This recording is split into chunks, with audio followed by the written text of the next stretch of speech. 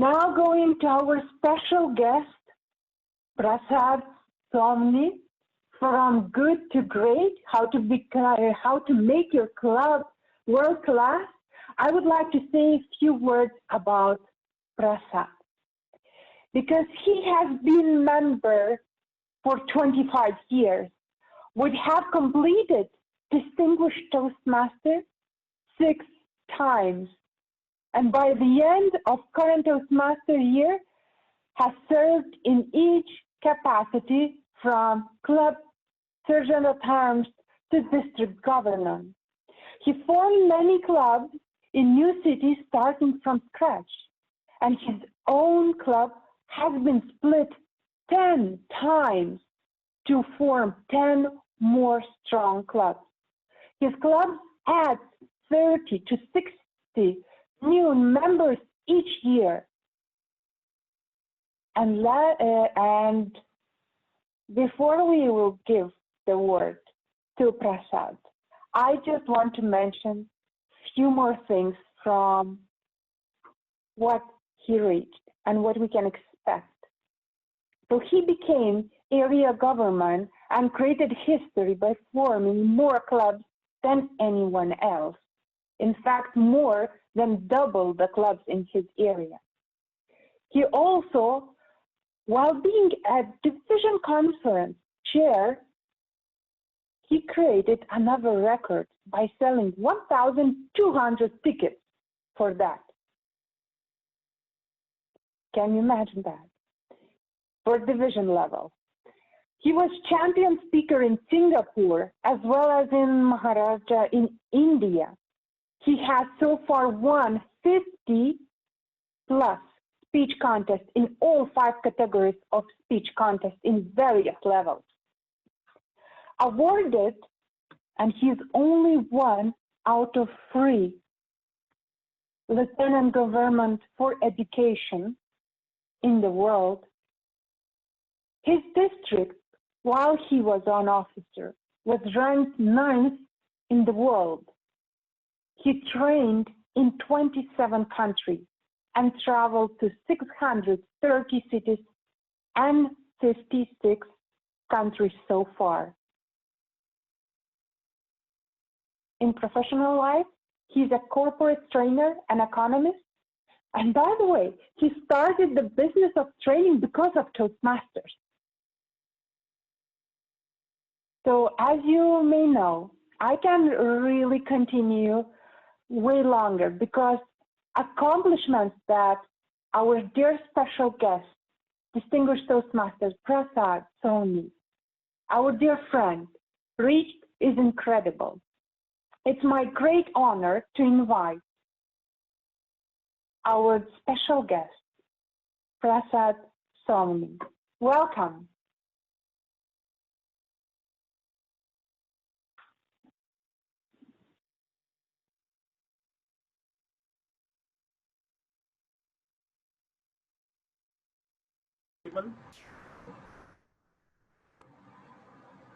Am I audible now? So friends, I would like to start sharing the screen and we'll take questions later on. I will speak slower than this.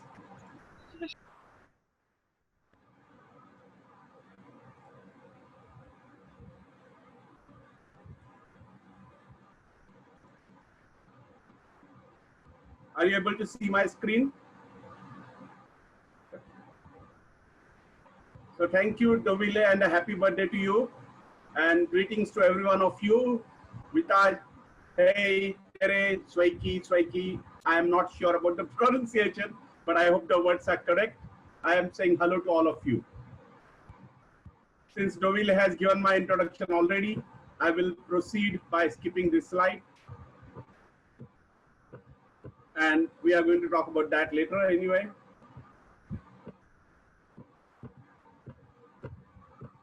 But I have been to all major cities in your district 108 and trained Toastmasters there.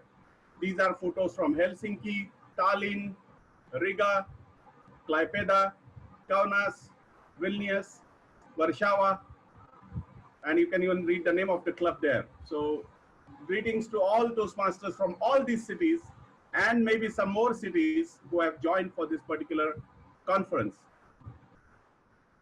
What is the definition of a top club?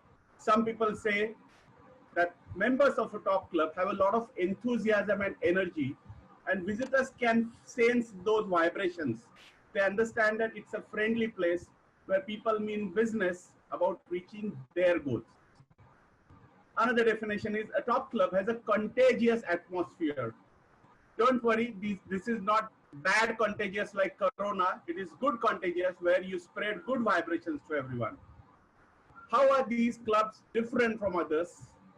There is no one thing in particular, but there are many parameters, on combination of which a club becomes great. We tried many things. I'm going to share stories from Singapore and India. There is a quote by Mahatma Gandhi: service which is rendered without joy helps neither the servant nor the served. But all other pleasures and possessions pale into nothingness before service which is rendered in a spirit of joy. So friends, if you are here because somebody forced you, if you are here because you couldn't do anything else, don't worry, this will not work out for you. But forget all those things and think of joining Toastmasters because you want it. Think of becoming a club officer or district officer because you want it. You have joy in serving others, and then it will be very normal and great for you. So to have this enthusiasm, we recruited leaders who were ultra enthusiastic in the execom or executive committee, and their behavior became contagious. We attracted like-minded new members who were further enthusiastic. We claimed that we are the most enthusiastic club in the world. I heard two of the contestants towards the end who said that their club is the best in the universe, something like that. This is the confidence which actually goes into your blood. So good. And when we kept saying this, we eventually became. We recruited friends, colleagues, family members, even total strangers whom we met at Food Coast. I used to deliberately sit at tables where people were sitting alone during lunch hours and say, can I sit here? And then talk to them. And during those 20 minutes of lunchtime together, I used to convert them to be Toastmasters, or at least attend the meeting and then see for themselves. Eventually, many of them became Toastmasters. Before I became the president, the club had 13 real and 10 paper members. We all have that problem. Most clubs have that problem. There are members who join and they stay just because their friends tell them to pay. But these were paper members. We didn't really need those. We needed people who were going to attend meetings. We were ranked 16th in Singapore out of only 23 clubs at that time. And we used to have 3 prepared speeches per meeting. And even some were cancelled out of that. These are some photos of events in India and Singapore. So we started mailing agenda to invite non-members. And in those days, we did not have email. We had physical postal letters. Anyone who was a guest at a meeting would be entered in our system. We would send out a mailer to him or her as well. And people whom I met. So there was cost involved for every letter. And people thought, hey, these guys are missionaries. And because of that, they were further enthused that if somebody else is spending money to just invite me, why not I just go and attend? And we started telemarketing. And we didn't have mobile phones then. Of course, the phones were not so primitive, the one that you see on the screen as well. But each Tuesday, the day of our meeting, I telephoned about 50 people, 20 initially and later on 50. And many joined because of these phone calls. The next day, I also called them up for feedback when they attended meetings. And if they didn't attend meeting, I still called them to ask for why they didn't attend. Would they attend the next Tuesday? We added about 10 plus in 2 months. And later on, this call work was split amongst other executive committee members. At the end of each meeting, I used to ask 3 questions to guests. And with that, I closed many sales, or I converted many guests to members. And I realized prospects join because the committee shows more enthusiasm in their self-actualization than the prospects themselves. So what were those three questions? One, did you like this meeting? Second, did you understand how Toastmasters program works? Third question, do you think you can benefit by joining such an organization? So you box a prospect in. Normally everybody says yes, yes, yes to these three questions. And then your questions don't stop at three. You ask them the fourth question. If time, money, and energy is not a problem, would you join this club? It's a bold question to ask. It's a risky question to ask. Sometimes people say no for whatever reason and they give that reason. But we just ask, if time and energy is not a problem, would you join? And when they answer yes to this, we ask the fifth question. Today, most of them say yes. Some of them say, okay, I'll come again and have one more look before joining, which is fine. Then when we had more members, we had only 2 meetings per month, but then many members started fighting for fewer slots. So monthly meetings were increased from 2 to 3 after 2 months, then 3 to 4 after another 2 months, then 4 to 6 after another 3-4 months. And finally, for the last 2 months of the term, we had 8 meetings per month. Every Tuesday, 2.5 hours. Every Saturday, 2.5 hours. Our membership increased 3.5 times that year. We had 104 meetings the next year. And some attended meetings of other clubs, areas, and divisions. So members were so enthusiastic that in 1 week, they would attend 2 of our meetings and maybe 1 or 2 others. We always had the idea of food for fostering firmer friendship. This is the photo of food in Lithuania, in Vilnius, which I had, lovely food. We went for supper post meetings. That gave us more time to discuss many things. And some people who had missed the club meeting came for the supper only to meet friends. That developed bonding and belonging, a sense of belonging to the club. And who pays for this? We had a formula. First, if you win a ribbon for best speaker, best evaluator, or best table topic speaker, you pay. Small amount, worth about 3 or 4 cups of coffee. Then those, in India, we started the concept of those who walked in late, paid. Those whose phones rang during the meeting or gadgets made noise, paid. And those who had casual attire, paid. This may or may not work in all the places. In Asia, it is acceptable.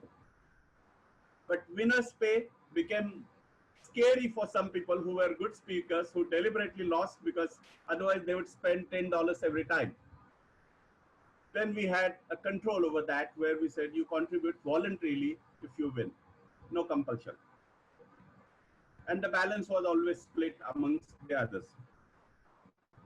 But food was very essential part of most of our meetings. Then we had innovation where we started inviting guests for table topics. We would give them a simple topic, and at the end of that, we would ask them 3 questions. Which 3 questions? Not the same ones which I asked earlier. These were, is your heart beating? Are your palms sweaty? Did you feel nervous when I called out your name? And some questions like that. Are your hands shaking still? And whatever they answer, if they say yes, we say, that's why you should join Toastmasters. Then you will learn to overcome this. If they say no, then we say, that's why you should join Toastmasters, so that our members learn from you how to do this. And we had variations in our meetings. We had sessions such as just a minute, plus minus interesting. I can talk more about this later on if time permits. We had debates about quality through practice. there were many people who thought that they will give the best speech and that will be of great quality. But because of that, they never delivered speeches. And this was a big challenge for us. We cannot have members who don't deliver speeches. So we had discussion with them. We showed them the letter that you receive after you complete competent communicator and competent leader. The letter says quality? No, it doesn't. It says thank you for your commitment, hard work, and enthusiasm. The new members who did not know this problem, they practiced and saw the difference in 6 months. Quality speeches can win your contests, but we need practice for that. And we showed the difference to older members that newer members are becoming better than you because just they are giving more speeches. We also asked, whom does Toastmaster International reward? A club of world champion or district champion, or the club that follows DCP, Distinguished Club Program? We increased prepared speeches to 5 per meeting. We invited the best speakers in town to deliver speeches at our club. And as a result of that, till 1995, we did not have any champion outside of our club. But with this practice, and practice, we had area, division, district champions, semi-final winners, plus 2 people from the same fraternity, 2 Singaporeans. Some of them had joined our advanced club later on, became world champions of public speaking. There was a rider. You don't repeat a speech. You complete your titles of competent communicator, then advanced communicator bronze, advanced communicator silver, and so on. Then you repeat your entire series. Start with speech number 1 again. And this time you will have harsher evaluation because you are now repeating your speeches on your own. Then you must follow the key result areas or KRAs. You know how you will be judged. The objectives of our organization are reflected in key result areas. So we set targets and achieved them. Those days we had 750 points for CTM or CC, ATM or AC, and new member had 200 points. So we studied the system. Wherever we were lacking, we added points. Oh, we didn't know there was point for running Speechcraft. Okay, we'll run a Speechcraft, something like that. And we walked the talk. Throughout the year, we kept saying, we are the best club in Singapore initially. Later on, we said we are the best club in the world. And today I learned a new phrase, we are the best club in the universe. I like to use that in our club as well. And in other clubs, whenever we went to attend meetings, we used to say, I'm Prasad Soni. I come from the most enthusiastic club in the world, Bradley Heights. I personally delivered 20 plus speeches and completed ATM and ATM bronze, ATM silver, whatever it was called in those days. Plus I gave about 60 plus opening addresses.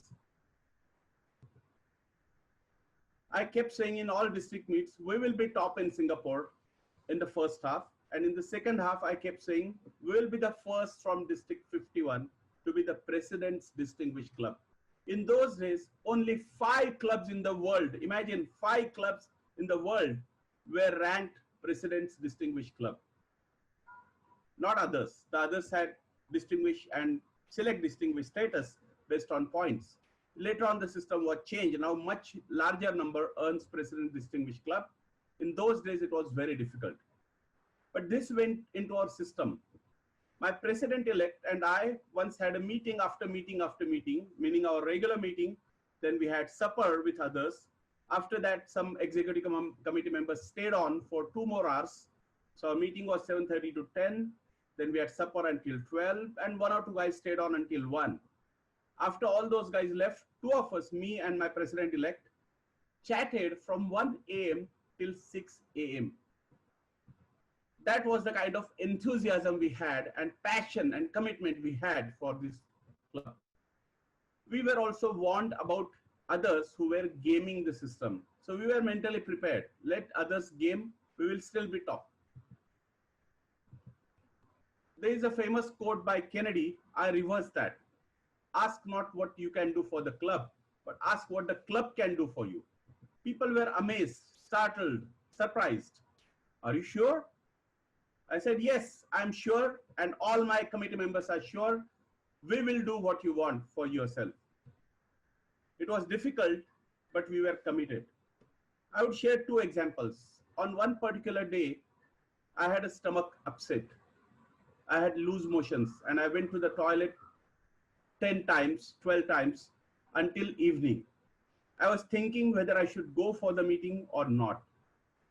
But some other members who were going to be absent that day reported that they are not going to be present. So at least I should be present, if not delivering my presidential address. And I thought, let me try. The club was some 20 minutes drive from my place.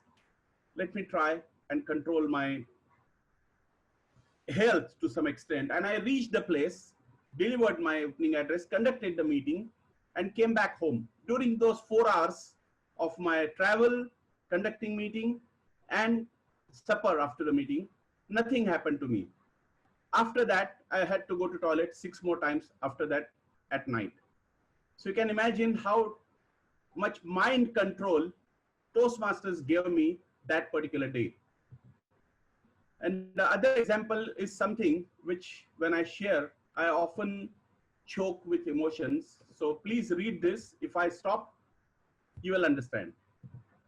My wife was expecting our first child and she had gone to India and I was in Singapore alone, but she had a miscarriage. And I wanted to skip that particular meeting on that day. It was a Tuesday, but my Toastmasters friends came home and took me to lunch, chatted with me whole day and offered me that they will drive me to the meeting.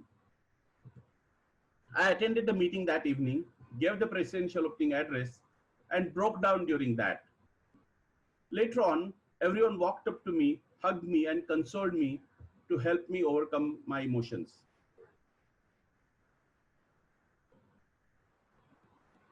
And I got energy from them that day. So Toastmasters helped me in controlling my emotions as well as emotions.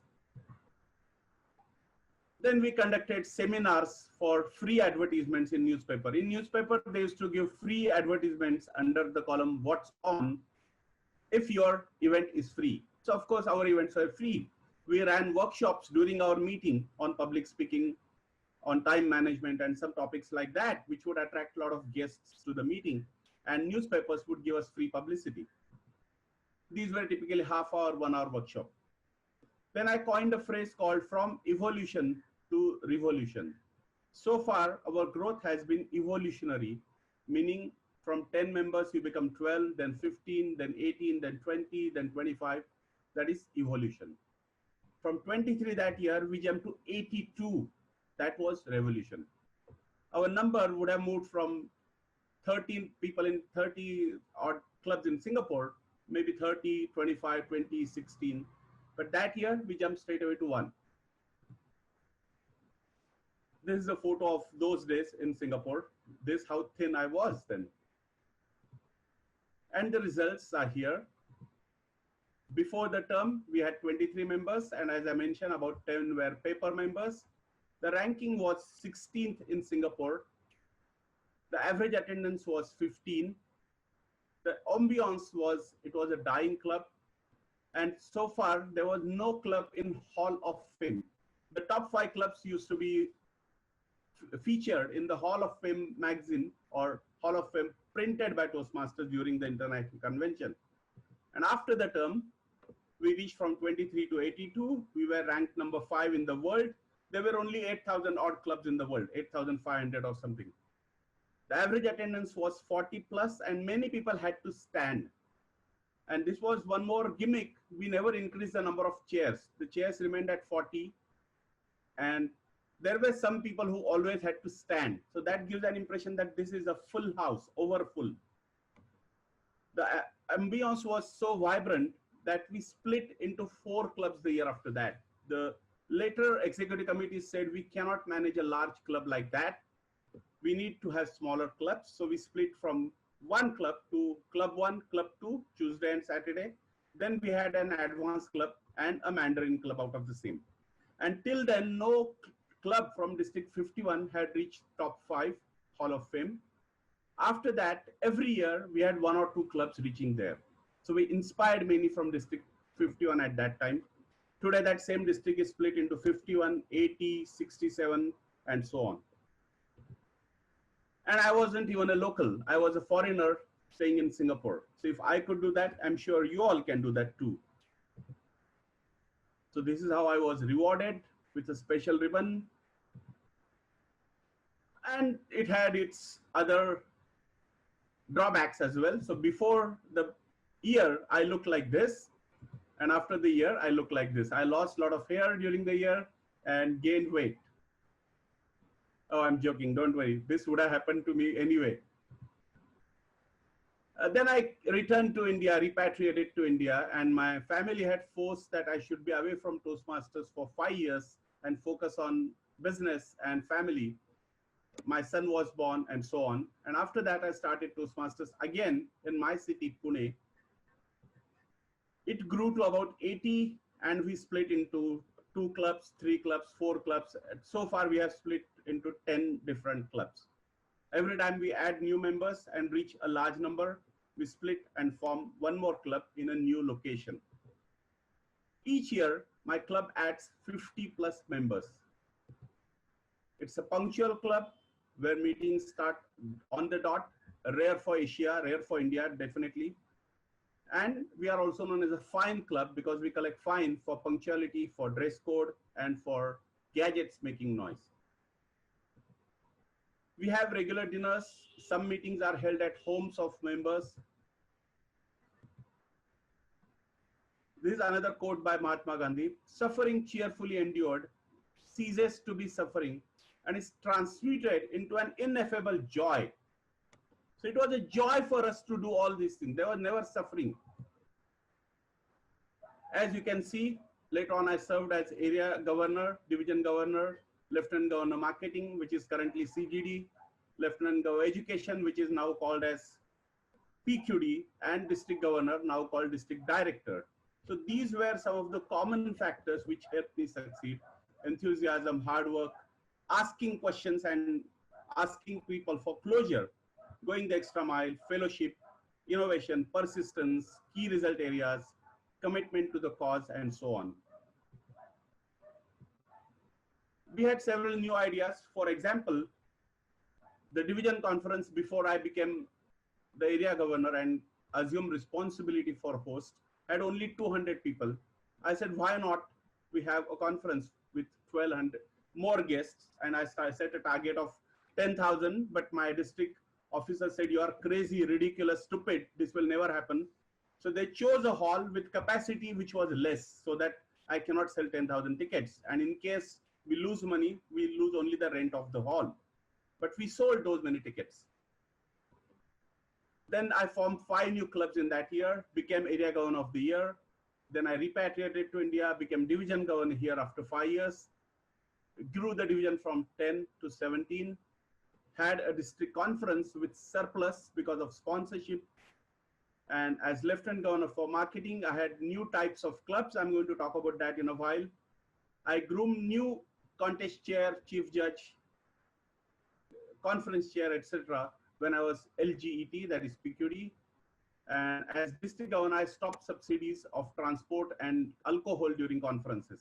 Each one had to pay on the spot for that. It was not paid by the common bill. So drinkers were not subsidized by non-drinkers. Outsiders were not subsidized by locals, for example, because the transportation was paid by individuals. So here are some ideas for new clubs. As your CGD, you can think of clubs like this. There can be a club for only engineers in your town. There must be an association of engineers. There must be an association of lawyers. There must be association of alumni of so-and-so university. And there can be, of course, clubs like global Lithuanian language speakers, global Polish language speakers, global Finnish speakers, Estonian speakers, Latvian speakers. These are 5 clubs you can definitely start and get members from across the world for online meetings. You can also start a matchmaking club where you say that Toastmasters, where leaders meet others, and who knows what can happen after that. A friend jokingly said Toastmasters where leaders are led, but that's not what we had in mind. You can have a matchmaking club, and once they get married, they leave that, and you can have a family club where both the parents are members and the kids are members of a gavel club. So it's a continuous process where the kids will attend meetings, they will give speeches as gaveliers, eventually they will become members after some years. And across District 108, I see you have potential for German Speakers Club, Russian Speakers Club, Spanish Speakers Club. There are many of these people in each of your large cities, at least some cities where you can think of such clubs. And you can have clubs for minority languages like, I'm not sure of my pronunciation of Kashubian, Karaim and Lemko, or Yiddish and Polish, Livonian, Voro and Seto, and Swedish, Karelian and Sami in each of your respective countries. You can start clubs in these languages. I am not sure whether those people who speak these languages can pay for Toastmasters membership fee or not. I'm just giving this as a suggestion. You may think whether they can pay membership or not. If not, start a gavel club for them. These languages will remain alive in those cities, and they will thank you for this. It will be a noble task to keep some languages alive.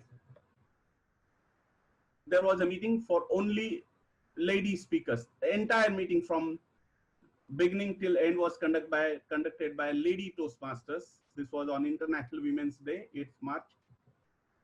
There was a soccer themed meeting in my club where everything was related to soccer. The speeches, all 5 speeches were related to soccer. For example, here you can read Soccer's Holy Trinity. Not so beautiful. The second speech was about FIFA and corruption in FIFA. The third topic was, and the winner is, and how Brazil was selected as a host nation. Technology in FIFA. And finally, I have got faith, which was about Pele in an aircraft and what happened to one incident about that. So storytelling. So these all were speeches from the Toastmasters manuals, but related to only soccer. And during 2014 World Cup, the Table Topics Master asked all questions related to soccer. The language evaluator had word of the day and phrase of the day, again themed soccer.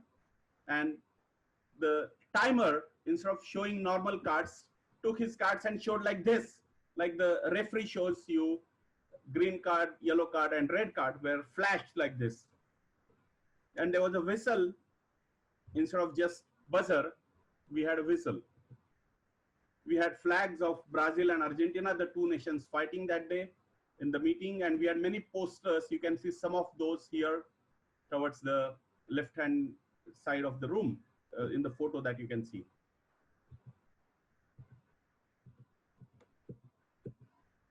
And instead of shake hands, I kicked the ball to pass control, and everyone kicked the ball later on whenever the control was passed from speaker to speaker. Another idea is nearer to your National Day or Independence Day, you can have a meeting themed Armed Forces, where instead of shake hand, the members can salute just the way the army men do. All the speeches were about soldiers or information about the armies. And there were posters, there were songs played around, not during the speeches, but otherwise, before the meeting, during the break, and so on. And there are quiz questions asked about the army of your country. There was a multilingual meeting where we had speeches in 5 different languages. The speaker, evaluator, and language evaluator were from the same language group. And the Toastmaster of the day introduces each of them in their respective language. I took up that task because I spoke many languages. Some of them, these 5, I did not learn those enough to introduce the speaker. This was a poster created for that particular meeting on WhatsApp. It was shared and it attracted a lot of people because people like to have many languages in a meeting. So this ends my presentation here. I will be open for question and answer. I would like to say Kiitos, Tanan, Paldies, Jekovu, and Jienki. My contact details are displayed on the screen here. I have recently started a YouTube channel called The Globetrotter, where I've posted some videos of my travel. You can take a look at that, subscribe to that if possible. And you can ask any question to me on email, and I'll respond to you within a reasonable time. You can also ask those on WhatsApp, and that will be faster because you normally check WhatsApp more than a day. I'll keep this screen here, and I'll ask Dovile if there are any questions for me from anyone. Thank you, Prasad, for this inspiring speech. I was like taking photos in order like to remember that's what kind of clubs I want to create, because I'm already inspired. Now, everyone who has questions, please write them down in the chat, or you can unmute yourself and give the question straight forward. So while you are doing that, I would like to ask myself, Yeah. what do you see if there is potential in the hybrid club? Like, because now we have experienced this kind of different period of time, right? We learned about online meetings. Is it a good idea to continue this online meetings, or whether it's better to switch as soon as possible to live? So what is your opinion under hybrid club? Okay, both the things have their advantages and disadvantages. In physical meet, you can have the advantage that there is a physical connect, there is bonding, people see each other live, there is energy which is transmitted from one speaker to the other and from audience to the speaker. But in online, I can join your conference in Lithuania by sitting in India. So these are the advantages for online conferences. I can evaluate a speech going on in some third country. I can deliver a speech in a club in your country, for example. And these are the advantages of online. So we can move ahead with hybrid clubs where some meetings are held totally in person and some meetings are held only online, and some meetings are held with a combination where you arrange a screen where people can join from another country and speak at your meetings. So we can move towards hybrid definitely. I think even I personally was against online meetings until 2019, but I have seen the gains in that, and I feel we should explore this. Thank you for your answer. We see a lot of comments coming that it was very inspiring, very motivational. Now, like even a few districts sharing among them what are the ideas to create new clubs. So this is really inspiring, and these messages are going around. I have one more question then. Yes, please. These people who are, yes? I'll stop screen share so that I can see your faces. All right. Okay, please share my information and contact details with those who participated today so that they can contact me whenever they want. And I would like them to subscribe to my channel.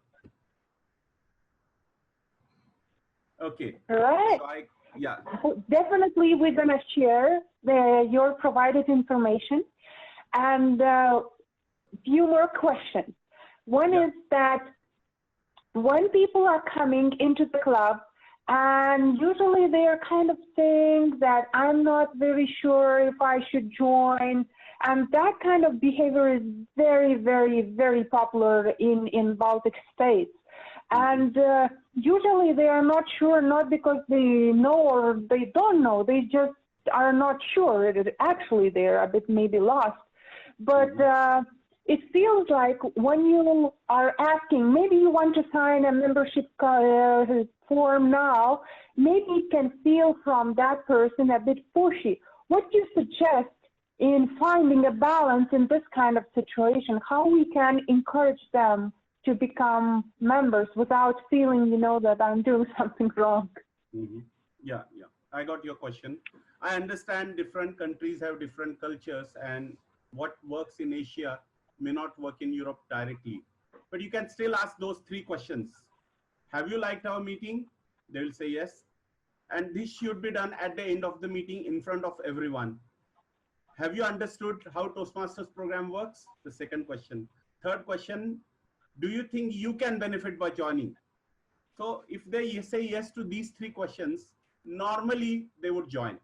If in your country it doesn't work that they will join the same day, they may definitely join later on. So first ask these three questions and stop, because in your culture, it should not be asked today.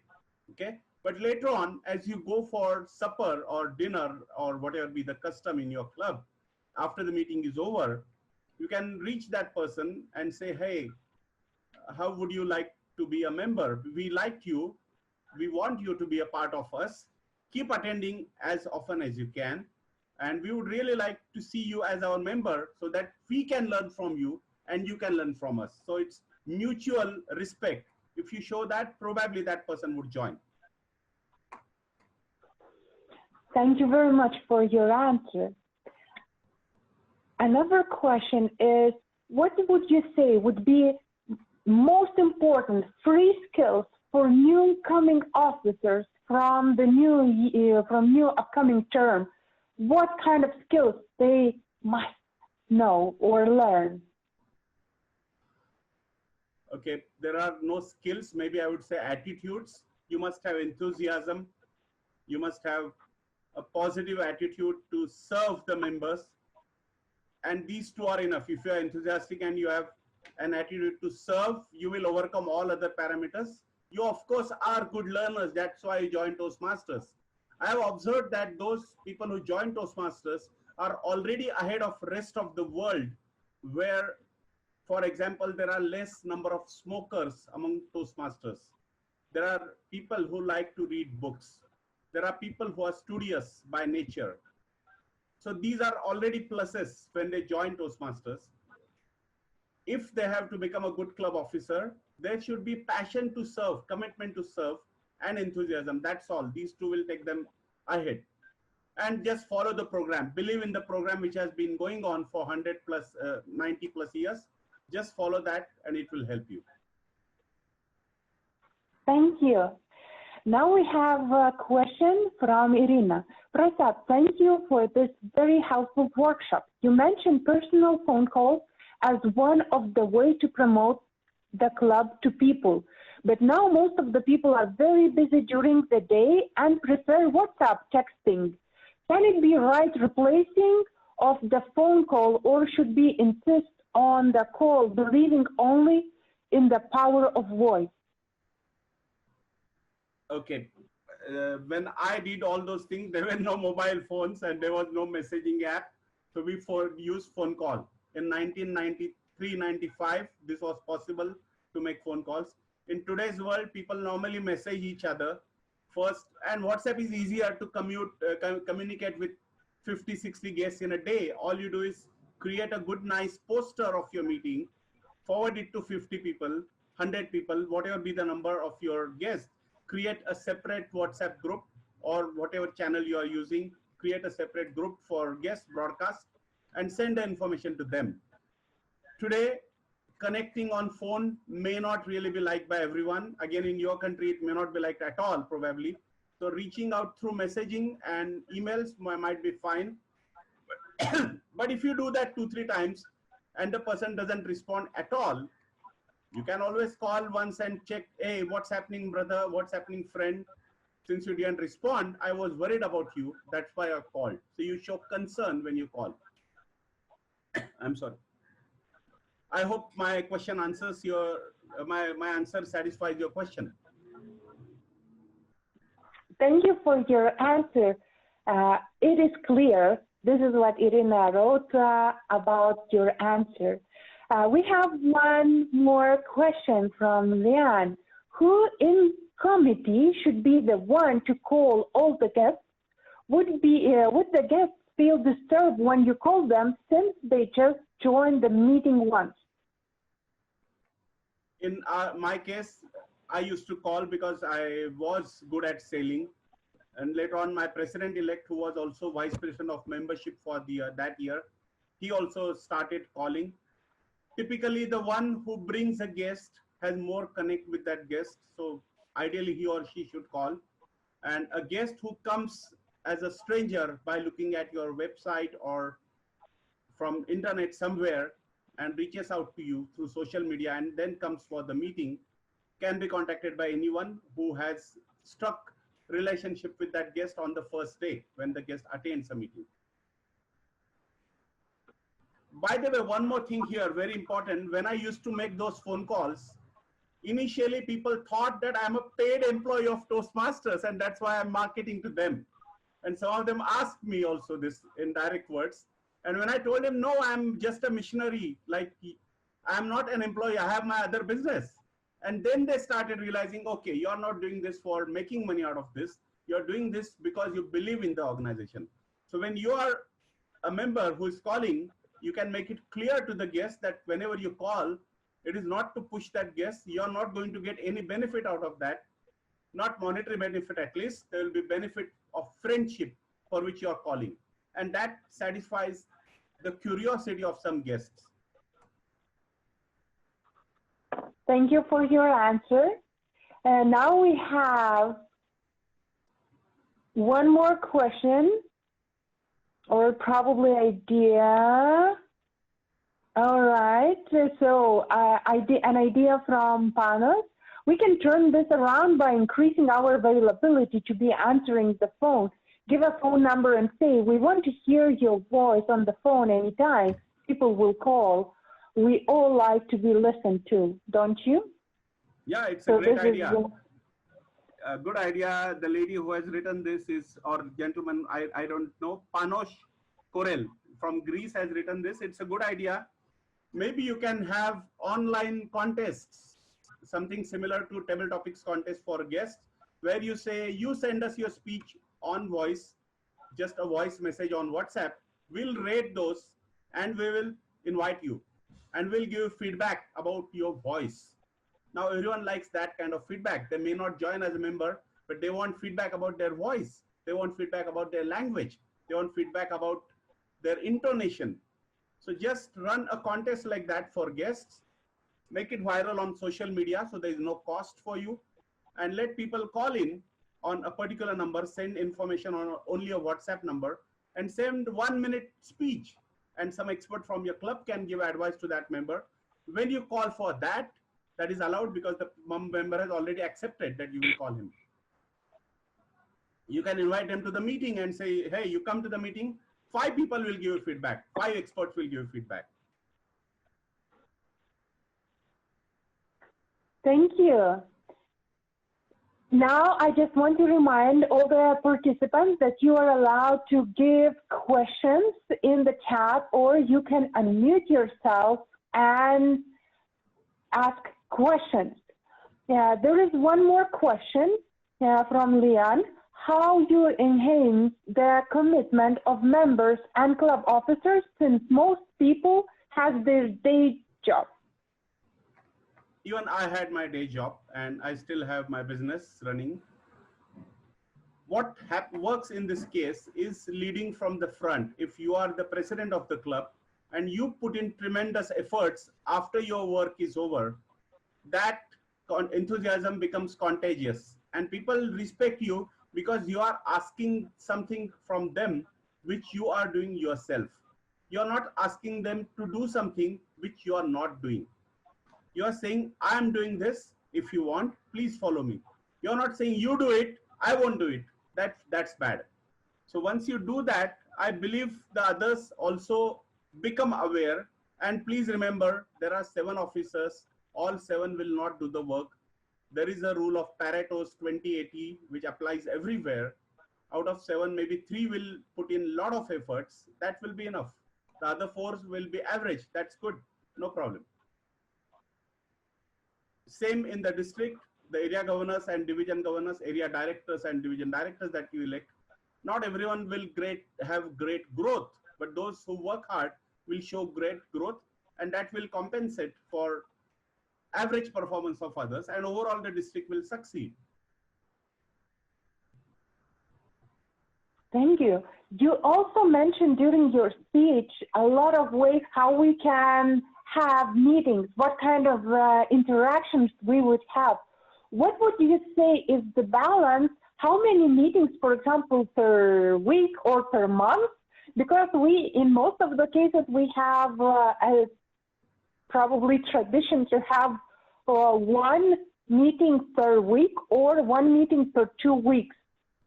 So what would be the strategy, the balance strategy, how many events to have during, for example, 1 month? Okay. When I joined, my club in Singapore also had 2 meetings per month, which is one in a fortnight, alternate Tuesday. And when I started the first club in Pune, we had to reach first 20 numbers. And after that, for a while, we had a fortnightly meeting. But as your membership grows, you have to give a chance to everyone to speak. Let us say you have 20 members and you are meeting once a fortnight. That means an average member will get a slot and you are having, let's say, 3 speeches per meeting. So an average member will get a slot once in 3 months. That's a lot less. In my opinion, a member should get a chance to speak every month, if not every other month. So increase the number of meetings as you grow and make sure you have 5 prepared speeches in your meetings. With online meetings, you can invite people from all over the world to deliver a speech. So your people see what is best. And in this way, you can have 5 times 4, 20 meetings in a month. Maybe 4 or 5 will be for outsiders. The other 16 will be for your members. If you have a club of 30, you have 1 speech every 2 months for every member, even after 5 per meeting and weekly meetings. In my opinion, every member, every year, every Toastmaster should complete 1 educational title and 1 leadership title in the old track. So 10 speeches of CC or AC. Now with Pathways, it has become slightly different. You can earn more levels in a year. So maybe 1 path per year, you could say. So that should be the number of meetings you have so that each one completes 1 path. All right. We have feedback from Florian. Agreed completely. Every member should do one level every year or 1 pathway every year. So that would really increase our being on the stage, our practice, and actually we would see a bigger difference. This is incredible how we are going and how many, I don't know, all of us, we have now in mind which kind of clubs and what kind of meetings we can create. What would you suggest that each of the club would implement as a social part for Toastmasters? Because you mentioned that this enthusiasm and motivation usually comes from the social part. So what would you suggest to implement in each of the club routines? Okay, I'll answer this. Plus, there is another supplementary question asked by Liang T. L. T. Lee from D91. So I'll answer that as well. When your club starts to grow and need to split, how do you decide who should leave to create another club? Because most members prefer to stay in the original. I'll answer this first because I was thinking about this as well when you were asking the question. First is you identify a location which is more convenient for some of your members. When we had a club of 40, there would be at least 10 who stay in one part of the city where there was no club. And we say, okay, we are going to have a club nearer to your home. You are going to be a leader of that. Okay, and in Asia, we have a cult status. Okay, so when I was president or a leader of the club, everyone would respect me because I was the founder of that club. So I said, if you found a new club, you will become founder of that club and you will have the same respect. You will become Prasad Sovni of that new club. And some members liked that idea. And I said, okay, now you persuade some of the others. And that person would call all the members and ask who wants to join him in that new club. And eventually we'll have a split. In many cases, we told people that you can join the new club, help them run few meetings, maybe 1 year. And afterwards, if you want to come back to the old club, we will always welcome you. But so far, very few people have come back to the old club. When they went to a new club, they had passion and commitment to that club and they stayed there. Now to answer Dovile's question about social Bonding. Is it correct? Social bonding. Yes. Okay, so we usually have one party a month for our club members where we go out for drinks and dinner after the meeting. And where my family goes to another city. My wife is from another city. So she used to go to meet her parents with my son for every year in the summer. And my home would be available for meetings then. So those 2-3 Saturdays, the meetings will be held at my home. We'll have a meeting, we'll watch a cricket match after that, Indian Premier League cricket match, and then have drinks and dinner while the match is going on. So it used to be a social come meeting. First meeting, the meeting has to be professionally run, and then work hard, party hard. The party also can be enjoyable for everyone. And I used to say, if you get drunk, you can sleep at my home. You don't need to drive after you get drunk. So my home was available for anyone who came for the meeting. There was a friend, there were two friends who came at 4 p.m. for the meeting in the evening and went home at 1 p.m. the next day. They had not only dinner and drinks, they slept over consumption of alcohol maybe. They woke up in the morning and were hungry. So my maid made food for them and they had lunch and then they left. So it happens.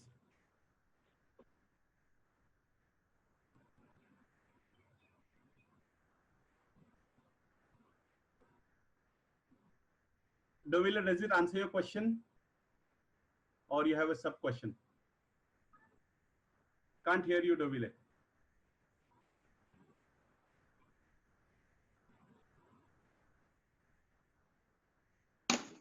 Yes, so now I'm using another voice source. So we have one more question from Liang. How would you encourage members to make progress to education achievements if they always say they don't have time due to work? We ask question to people. You have joined Toastmasters, you are paying club dues, you are paying fee for the club, okay? Obviously you want to grow, you have intention of learning from this program and that is why you are joined. And how is your non-giving a speech helping your progress? Are you participating in table topics? In most cases, the answer is no. Are you playing roles such as Toastmaster of the Day, Table Topics Master, Timer? In most cases, the answer is no. So the first step for converting such non-enthusiastic people is to say, hey, we don't have people playing the role of Table Topics Master. Can you take up that for the next meeting? And give them some roles like that. At least they get motivated to serve first. And when they give 2-3 roles like that, you can say, hey, you have been kind enough to help us. Now, here is a speech slot for you. Why don't you give a speech next week? That might work. And we also ask them, what is your challenge?